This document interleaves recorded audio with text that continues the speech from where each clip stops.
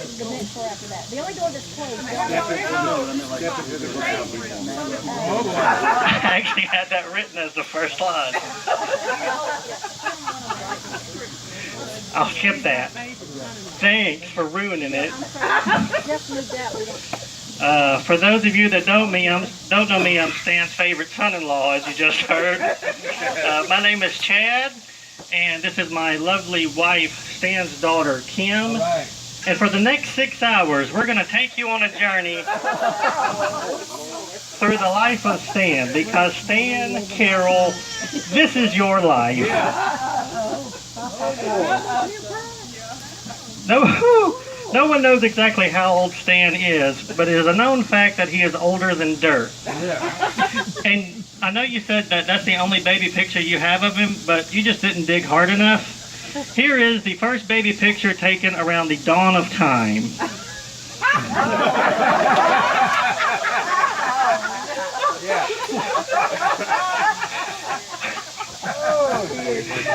Ever since Stan was a small boy, he loved his pets. Here he is with his first pet, Fluffy Cakes. You know, Stan also loves his book, and back then, I think the saying was, outside a dinosaur, a book is a man's best friend. Inside a dinosaur, it's too dark to read. Unfortunately, Fluffy Cakes could not be here tonight because he is on loan to the Smithsonian. Next, we move on to the building of the pyramids, where Stan was, I believe, the foreman.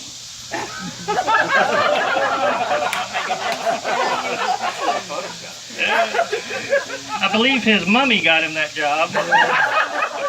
And you can't tell from this photo, but he has on Fruit of the Tomb underwear.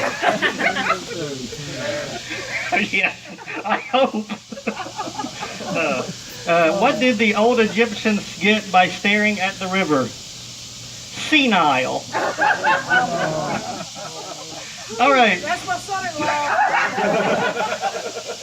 From Egypt, we move on to Rome, where Stan was the personal photographer of Julius Caesar.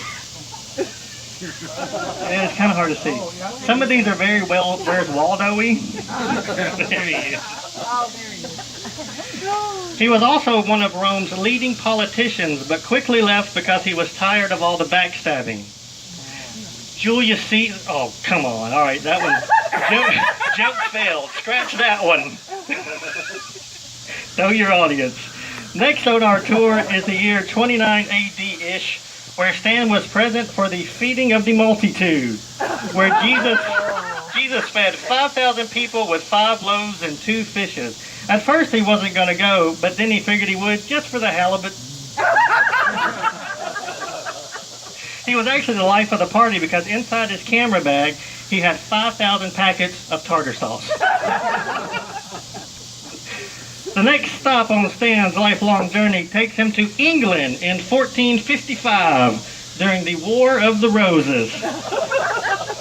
War of the Roses was also a 1989 movie starring Michael Douglas and Kathleen Turner. That is where I subbed in fact for humor because Google had no good jokes about the War of the Roses. Either one. Wait, here's a flower joke. If April showers bring Mayflowers, what do Mayflowers bring? Pilgrims is correct. And here Stan finally stepped foot on the country he calls home.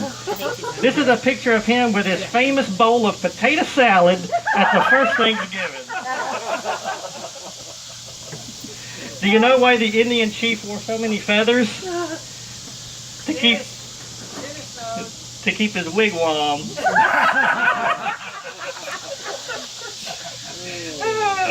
Also in the picture you will notice Stan's trusty dog, Fluffy Cakes 5000.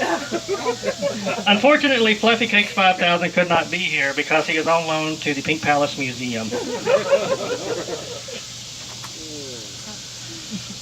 168 years later, Stan was called into politics once again, where he was one of the delegates during the Constitutional Convention.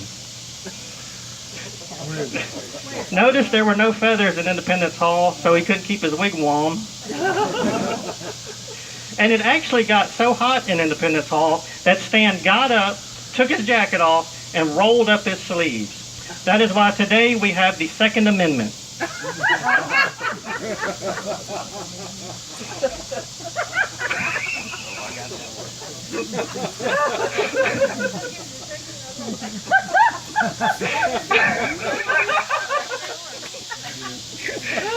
From Philadelphia, he headed west to the gold rush of 1849.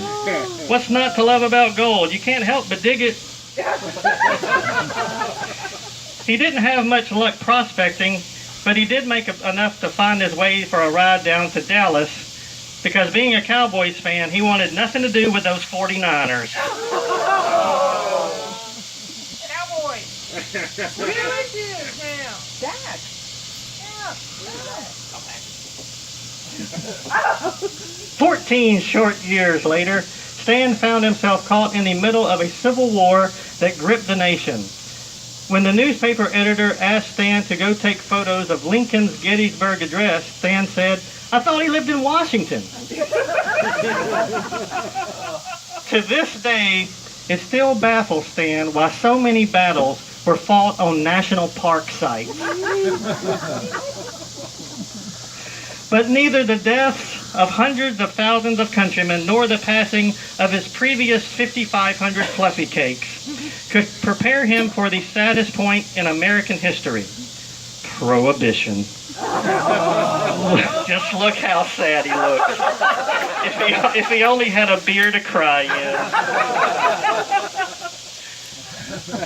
The only good thing about Prohibition was that a man that walks into a bar jokes were at an all-time low. Okay, so a Stan walks into a bar with a duck under his arm, and the bartender says, "Hey, what are you doing with that pig?"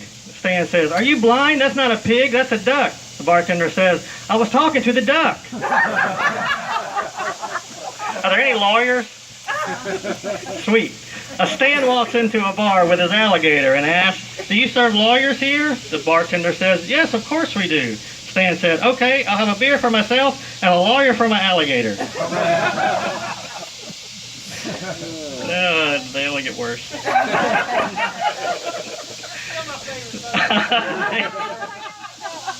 Stan's next excellent adventure takes him out of this world literally when he and the rest of his Apollo 11 crewmates landed on the moon.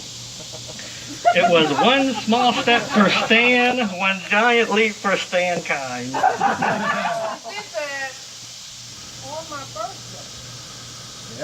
Yep. They landed, on 19th. They walked on it on the 20th. Oh, wow. 1963, so. Go ahead, Chad. He did confirm after several taste tests that the moon was not made of cheese. Excited about his moon landing, the first thing Stan did when he got home was beg NASA to send him to the sun. NASA said, "Are you crazy? You'll burn up." Stan said, "Send me at night."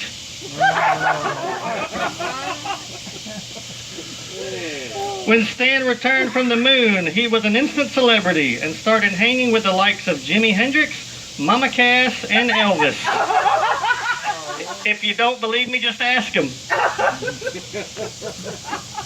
Due to his barbecue grilling mastery, Stan was solely responsible for the transition of Elvis to Fat Elvis. Here he is at Elvis's last concert, where Elvis awarded him with a fat burger hat. That's a legit picture. I had to use it.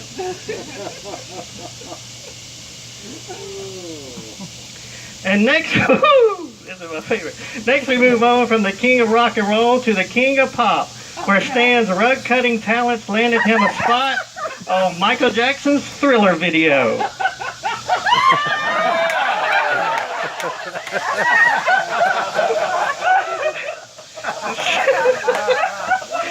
Stan holds the record for the fastest guy to get fired from a music video.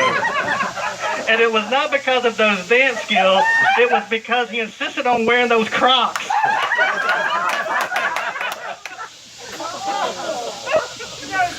did have those on. You don't have them on.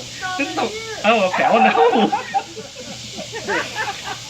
You know, they call them crocs because they float. And if you're ever eaten by a crocodile, they'll come to the top, and the police will know exactly who had bad taste in footwear.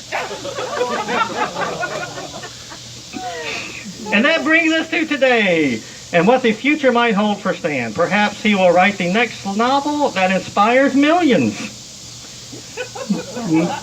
Maybe he will step back in the political spotlight.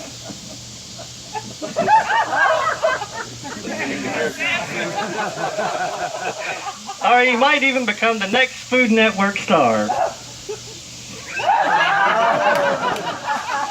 Only Stan knows for certain, because Stan, this was your life.